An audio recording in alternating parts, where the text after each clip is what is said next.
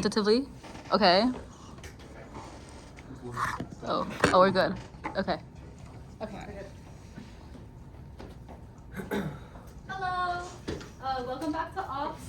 Thank you everyone for coming to Ops Lecture 8. This is the first one of the quarter, evidently week 1. We hope that everyone had a good spring break, and we'll be getting into lecture. So we can also put this up at the end if you haven't signed in, but please make sure to sign in. And before we start, we have a few reminders and announcements. First of all, projects 4 and 5 are due by now. But if you ask for an extension or still want to work on them, you totally can. We are thinking of having one of our work sessions be a makeup work session. So how many of you guys would appreciate that?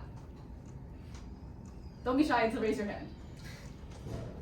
Okay, we'll have work sessions, and if you want to use them to make up on a project, just do that. It is totally good. And project 6 is already out. It's linked on the master sheet. We'll also send out obviously the links to the actual spec itself, and then the slides in the links channel, as well as a recording after this ends. And it's going to be due in three Thursdays from now. That seems very far away, and it's not really for like a real reason because the project is actually really short. We just have power ops in between, hence why it's due a little later. And then we have our one work session for project 6 next week on Thursday, and then we also have power ops 3 2 weeks from today on Thursday again, both of them in the IEEE lab.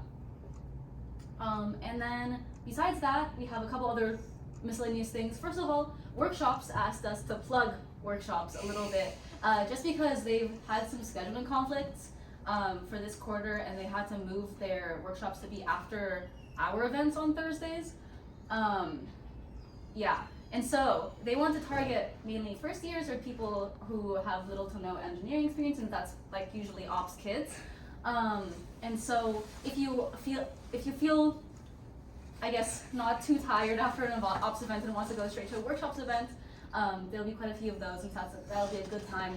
Josh and Sanjit are awesome workshops leads. There's not one today. I think there was one though next week.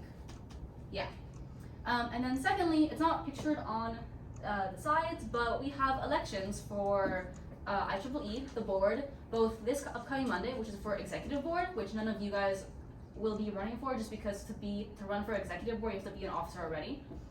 Those are positions like president, internal vice president, external vice president, treasurer, and there might be another one, I'm forgetting.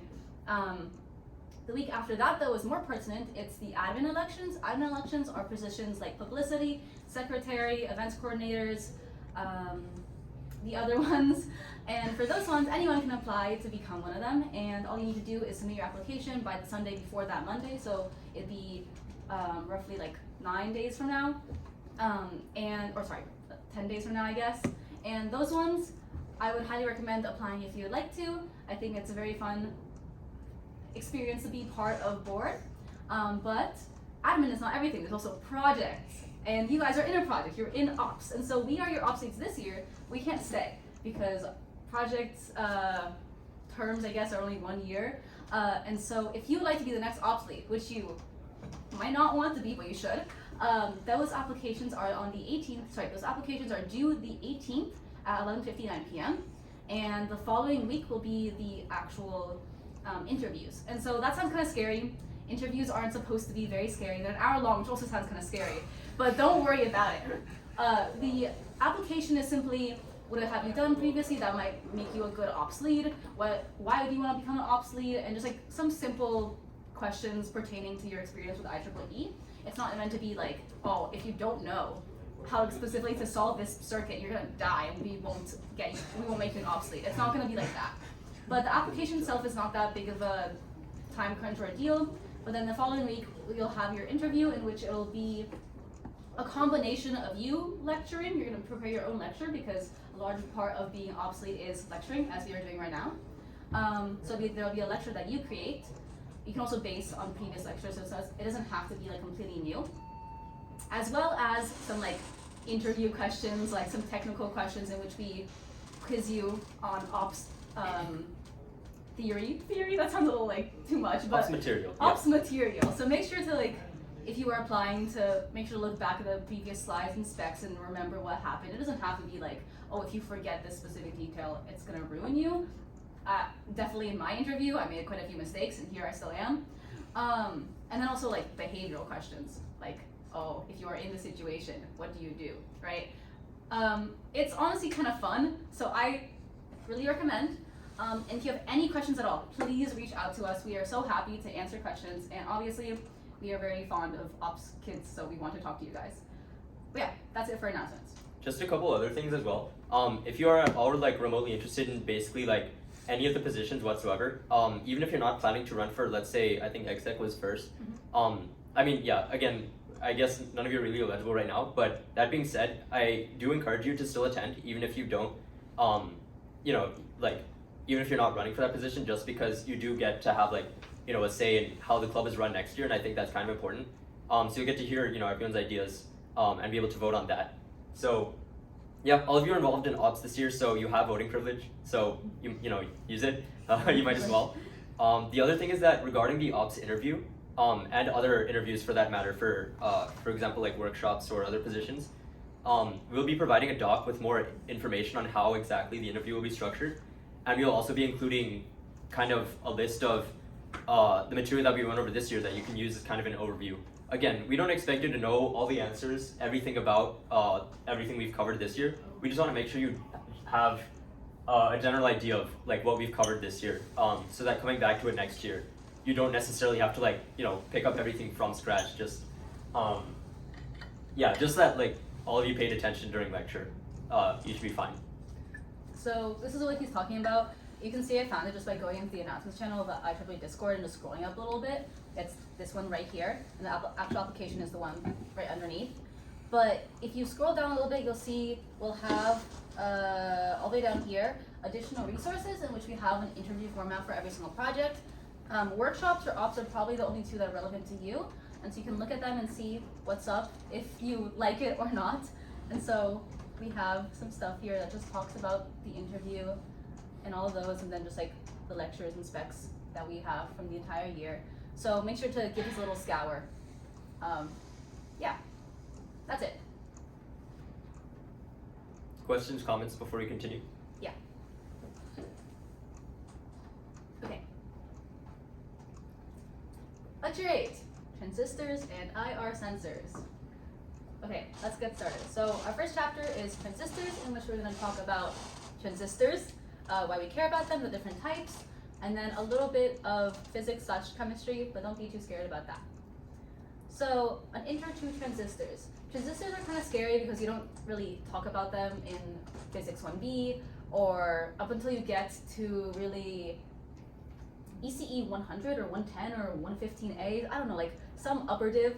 But we're going to talk about them just a little bit. You don't actually need to know very much of how they work because the actual components we'll be using that involve transistors don't require that knowledge. But this is the symbol on the right. The top right includes a BJT transistor. The bottom right includes MOSFET transistors, the different types, and they just do something a little bit different based on how they're made. But the main idea of what a transistor is that it's an electrical switch. So you have like your buttons. It's kind of similar to that, except that you need a certain amount of current or a certain amount of voltage applied to them in order for them to open or close. And so these are the basis of how we make all our logic gates. This is an intro, I guess, to M51A or M16, whichever one you will be taking, such as NAND, NOR, invert, and all of those logic gates. And transistors are also really useful because they are the building blocks of everything that you are using for your technology, for all CPUs, everything like that, but they're just really, really small, and there are millions of them. And so this computer, your phones are all made of millions of transistors, and they make the technology we have today possible.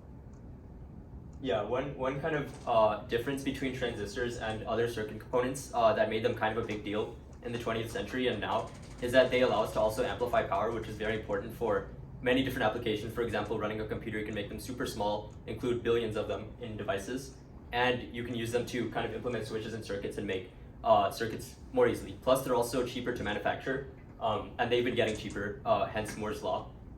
Yeah. And then for types of transistors, there's BJTs, which stand for bipolar junction transistors. They are current controlled, meaning the amount of current that you apply to the base, which is the B on the symbol, determines how they function, and they are very power efficient. The other types of transistor that we use are metal oxide semiconductor field effect transistors, or MOSFETs, a lot easier to say. And these ones are voltage controlled, in which you have to apply a certain amount of voltage for them to operate, and they are mostly used in logic design. And then for BJT, we have two different types. Yeah, sure. So basically the difference between the PNP and NPN crash course in EE2, by the way, is that it's basically how you dope different pieces of silicon. So each of these transistors is made up of 3 separate sections, and I want you to think about it like this. Divide, for example, the NPN transistor into this half and this half. Each of those forms what we call a PN junction, which is basically you have one piece of silicon that has an excess of electrons and one piece of silicon that has kind of an absence of electrons, which you'll explain in a second. That's done through a process called doping. What that allows you to do is basically when you send a certain current through here, what that actually means is that you apply an electric field and cause electrons to move within this device. Essentially what then happens is that by biasing these sides, applying voltages in a certain way, you can make electrons move from the emitter, hence the name, there's an excess of electrons there. They move upwards towards the collector, skipping the base for a reason that I'll also explain later. And the net result is that you end up with a conventional current going from top to bottom, because electrons on net move from this side to that side. And that happens when you apply current to the base. That's why we say that this is a current controlled device. So in short, you apply current here, then you have a potentially much larger current flowing from this end to that end. The PNP transistor operates in a very similar manner.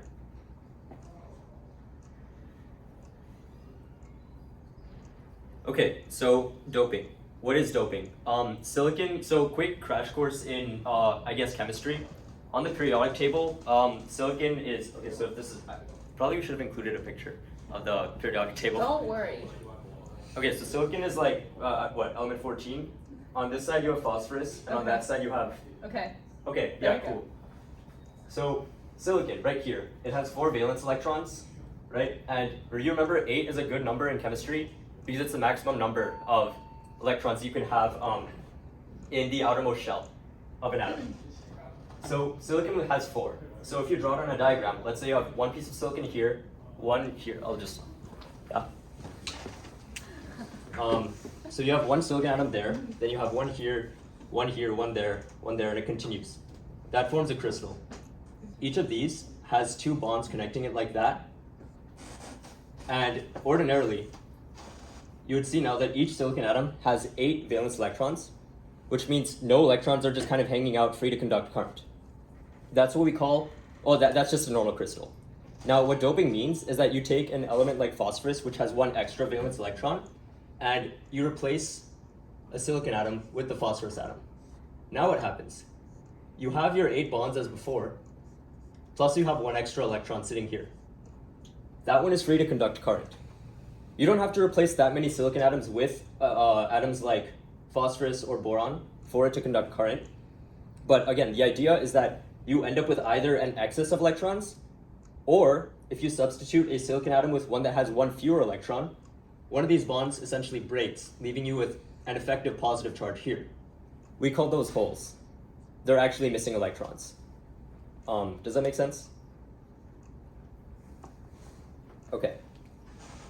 But yeah, in short, when you replace certain silicon atoms, you allow for there to be extra electrons or pretty much extra positive charges, and that's what allows current to actually flow in this semiconductor, in this crystal. Because before you had a bunch of just silicon atoms with full, no free electrons, and then now you have free electrons or free positive charges.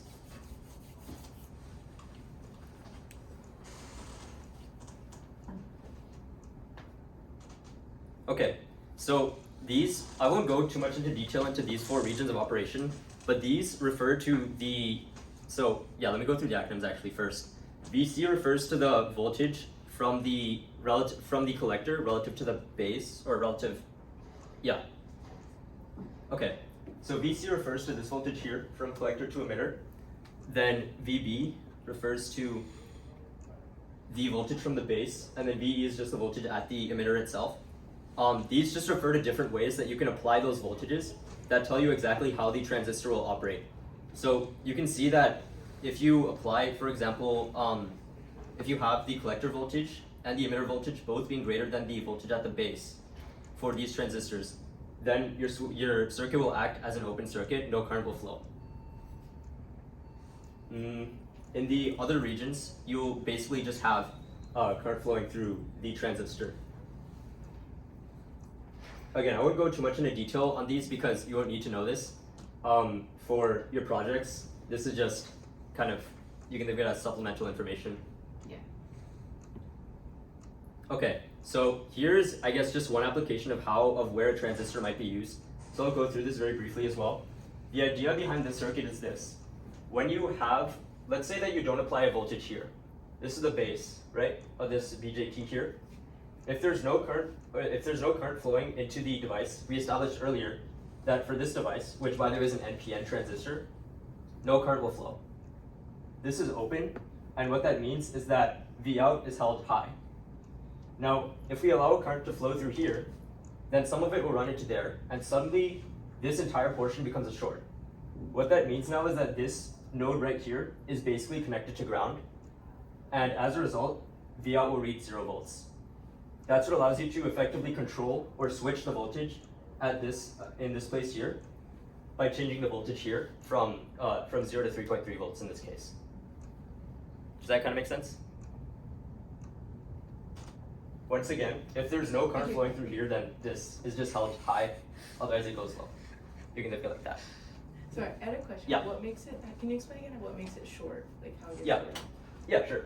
Good question. So basically the idea is, I should have mentioned this earlier actually, but this transistor doesn't have a lot of internal resistance either. So you can know when current flows through it, it basically just acts like a short. So far so good? Okay. So when we apply a high voltage here, some current will flow through this resistor, some of it will go into there, and then current will flow from this end to this end. And because there's basically no resistor going from here to here, all your current will just run through the transistor straight to ground. What that means is that there's basically no voltage drop from here to here. So by KVL, then we know that the voltage drop across this entire resistor has to be 5 volts. That also means that this is held at ground. Good? Thank you. Yeah.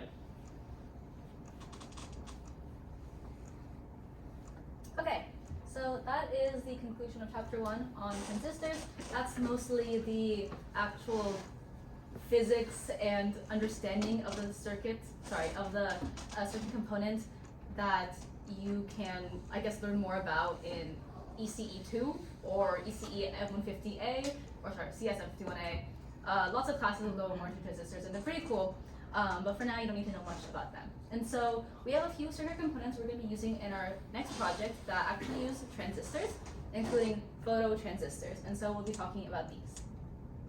So phototransistors are essentially a transistor that responds to light.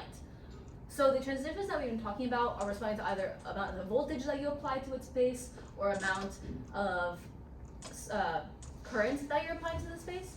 But for this one, we're responding to light, and so that's pretty cool. We're allowed to, in this way, we can do different things depending on how much light is hitting the actual phototransistor. And the phototransistors essentially look like an LED. As you can see on the little image on the top right, they look like a transparent or a white LED. And so instead of sending current to the base, the photons activate at the base terminal. So when there's more light, it reads in as in there's like higher voltage essentially. And this is an NPN transistor, meaning that current flows from the collector, which is the longer lead, to the emitter, the shorter one. That's how a normal phototransistor works. The ones that we have that we're actually going to give to you are swapped. So keep that in mind. It will also say on the spec, so don't worry about that. And so what basically happens is that when you apply light to the phototransistor, it unblocks the current flow, allowing current to flow through the phototransistor. And when there's some light, there's less, and then there's no light at all, no current can flow at all. And so think of it kind of as like a potentiometer in which you can vary from 0 to very high, and you can go in between. So any questions about this? Okay. And so we have an IR emitter and receiver pair. So IR is infrared, the type of light that actually our phototransistors read. So we're not gonna be able to tell when it's reading because it's IR. We can't really see IR, or we can't see at all IR light. And so for the receiver, what happens is that it limits current with IR light. It's just an IR phototransistor. So like it receives the light, and then for the emitter, it emits IR light. But we can't see that, obviously, just because it's IR light. And we, using this pair of phototransistors, we can create a distance sensor in which the emitter emits IR light, and then you have an object in front of the emitter that allows light to be bounced back into the IR receiver, and then the IR receiver can just take in that light and basically like measure how far something is, because not how long, but like how much light actually goes into it based on how far the object is from the emitter. And so that's essentially a distance sensor, if you want to put it that way. Does that make sense to everyone?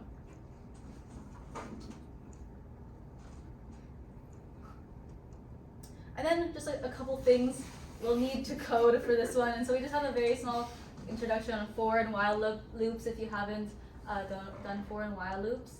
I think we talked about for loops last time from what I can remember. We also have while loops in which simply it has a condition inside the while statement, and while that thing is true, it's going to be doing the loop until it's not anymore. And they can be used interchangeably, and they can basically be used as like the exact same thing, but they do have their pros and cons of when you want to use them. And then for a couple more things, for the project we're going to be using these IR sensors, and they're really cool, but they do have a caveat of that they're going to pick up a lot of noise. So when you have a receiver just sitting there, it's going to read in the natural light that comes into it. And so it's not going to be able to detect, let's say, if you have, you're trying to shine some light onto it, it's not going to be able to detect that as well, because there's going to be a lot of light that already is going into it. And so that's considered noise. In order to mitigate that, we're going to create a new zero, in the sense that whatever the natural light level of the room at that point when you're doing the project, that's going to be considered 0. And then when you shine more light onto it, that's going to actually be considered, it's going to be receiving light. And so we're going to be able to create basically a new 0 for our IR sensors by using a little like nifty trick of, we're going to be reading what the IR sensor is reading for like 100 measurements, divide that by 100, it means you're going to create like an average 0 of what the IR sensor reads at any given point in the room when you don't shine anything on it, if that makes sense. And so you're going to be doing that in your project. And that's actually it. This lecture is more about just transistors and like the physics behind it, but our project 4 is the distance sensor. It's not going to be too complex. We're giving you a little break from the last 2 projects of iPodino and Gamebuino, which were a lot more work and required like multiple work sessions and all of that. And so we'll be having our work session, one and only work session, but it should be sufficient for you to complete the project next Thursday in the IEEE lab. And that's it.